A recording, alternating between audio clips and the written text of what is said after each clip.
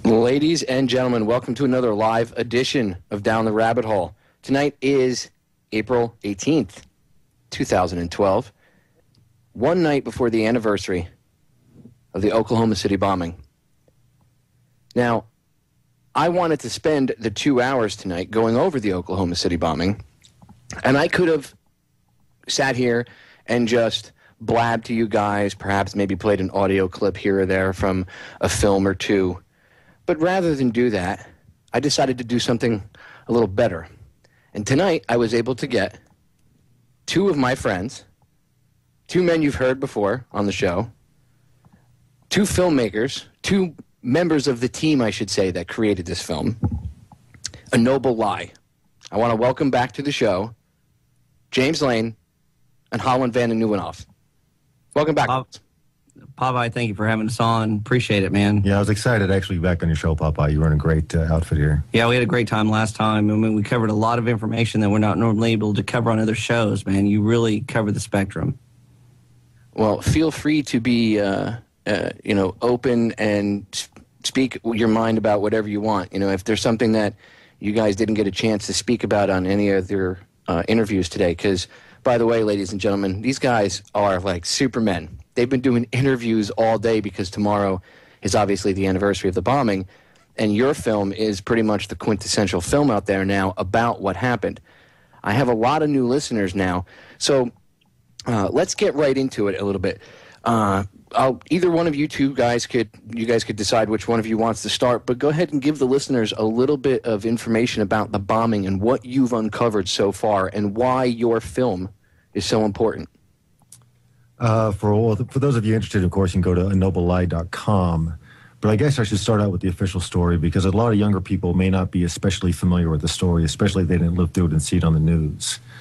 17 years ago tomorrow, April 19th, 1995, the federal building in Oklahoma City was bombed. It was blamed upon Timothy McVeigh, a person who drove a Ryder truck in front of the Murrah building and left it there to explode as revenge for Waco, which had ended in a catastrophic fire 2 years to the day before the bombing. The extent of the conspiracy, according to the federal government, was Tim McVeigh, another Army buddy of his named Terry Nichols, who helped him construct the bomb in Kansas, and only one other person in the universe knew of this plot, another Army buddy named Michael Fortier, who served a 10-year sentence and disappeared in the Witness Protection Program. Terry Nichols is in jail for the rest of his life, and Tim McVeigh was executed on June 6th of 2001. Well, and, several years ago, we founded We Are Change Oklahoma, and a mutual friend introduced me to Holland Vandennieuwenhof and Chris Emery, and I realized that I had in the midst of our organization probably the world's foremost experts on the Oklahoma City bombing. I mean, these guys are walking encyclopedias. In combination with Wendy Painting and her research in her doctoral thesis on the Oklahoma City bombing, we really had all the elements that we needed to put a cohesive story together, encapsulated in one 2-hour format that we could take to people and show them, even the uninitiated. This is a methodology that we have experienced in our street activism, where, those one-on-one conversations, which ones produce the best results. And I think that Manny Badillo had probably one of the most effective methodologies where you bring the victim's family members in and you gain the emotional credibility. Then you bring in the technical experts and you get the technical credibility. And at that point, nobody can really go against you without some sort of emotional response. And we've shown this documentary to many skeptics that said that they showed up expecting a conspiracy movie, and when they walk away, they say that was an expose. We don't lead anybody to conclusions. We only present documented evidence and eyewitness testimony, and we lead we allow the viewer to use their own intelligence to discern for themselves what is truthful and what is not. And this has been a very effective methodology in bringing the uninitiated into the methodology of the falsified terror attack. And you guys have had some good feedback from the movie. Like, people are, obviously the movie's waking people up. I know it has, but like, on your end, have you had people, emailing you and saying, "Oh my God, this opened my eyes"? Well, the Oklahoma City bombing is that case is such a demonstrable case of the official story being utterly false from top to bottom and so easy to disprove.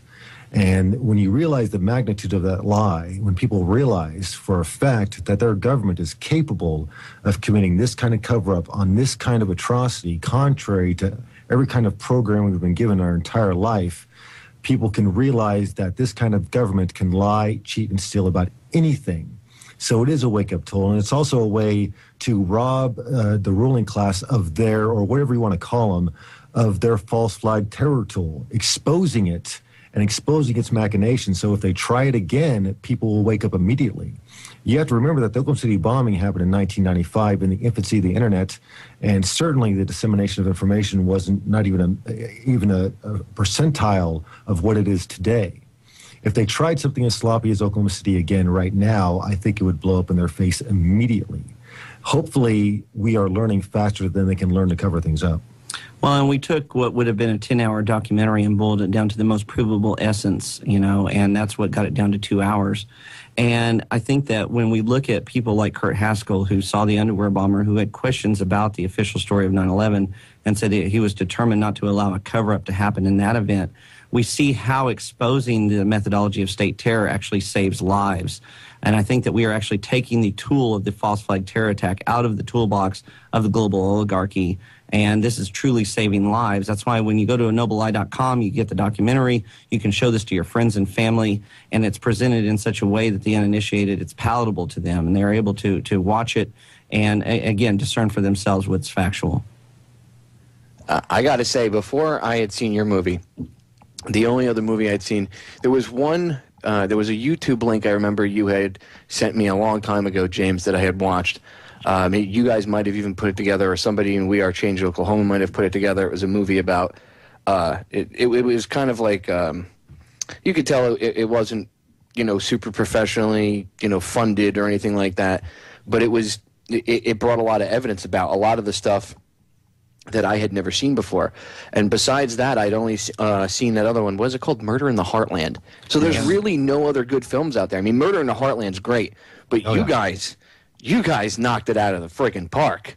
Well, that was Pat Shannon, and that was done during the 90s. And you also had State Representative Charles Key, who did What Really Happened in regards to the Oklahoma City bombing, again, in the 90s. There hasn't been anything done in this century that actually encapsulated the entire story in a way that was understandable and be able to see the big picture, And that was our goal here, was to spur new investigation.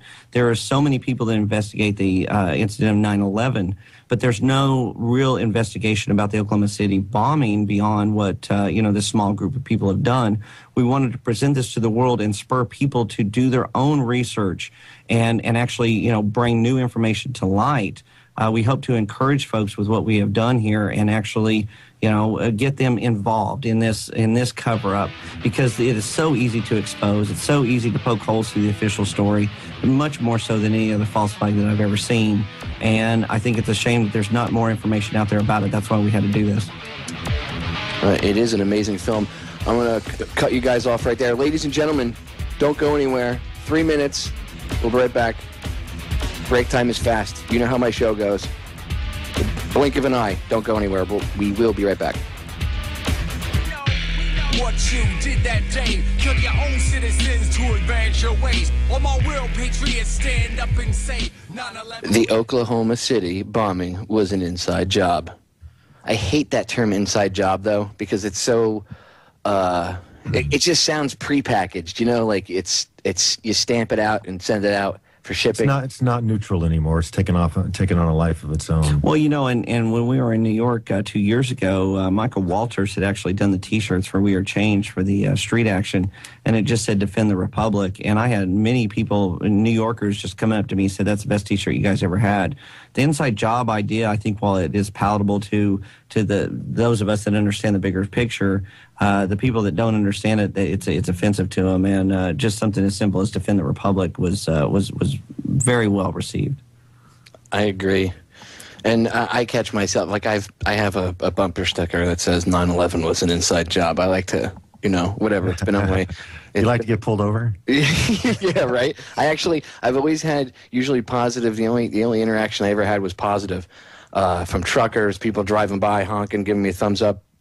Until Yeah, actually, I had a lady drive up to me And because I have my military tags down here in Florida, you can get different military tags. So I have my old service tags on the back of my vehicle. And she pulls up and she sees the sticker, and she proceeds to yell at me on the highway how I should be ashamed of myself because of who I am, that I have that bumper sticker. So I gave her instead of yelling back at her, I really pissed her off. I just looked at her, smiled, and gave her the Miss America wave. Dude, she freaked out. It was great. But yeah, that's the only negative attention I've ever had from it. Well, and that's one thing that we see in the street actions. I think a lot of the new people that show up expect to have confrontations. And I have to say that the vast majority, maybe as much as 98, 99% of the people that we talk to at the Oklahoma City Bombing Memorial are very open to discussing the questions because, most people in Oklahoma have questions about what happened.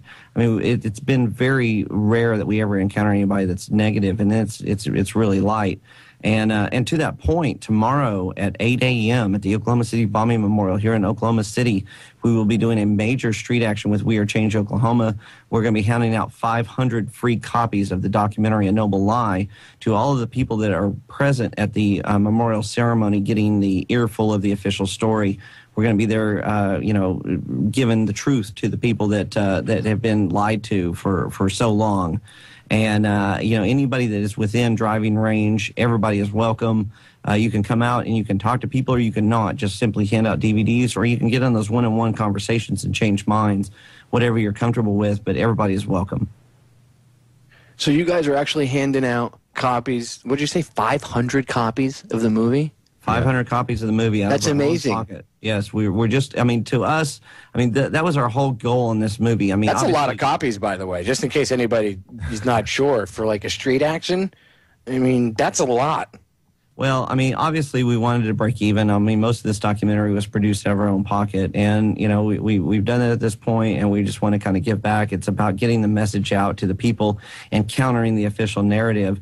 We see the institutionalization of the lie here in Oklahoma, while the same year that the legislation was trying to be passed to teach the Constitution and the compulsory schooling in Oklahoma, that was struck down. They passed the legislation that said the official story of Oklahoma bombing would be taught in the public schools. And when I was in New York last year, I had my We Are Change Oklahoma shirt on, and I had a guy come up. He's like, "Oh, Oklahoma." He goes, "I'm from the Bombing Memorial." "Really? What are you doing here?" And he says, "Well, I'm here to teach these guys how to do what we're doing in Oklahoma City." And we see the same legislation passed in New York City to teach the official story of 9/11 to the compulsory schooling there. It's about the institutionalization of the lie, and it's up to us to counter that. If we're not, nobody else will.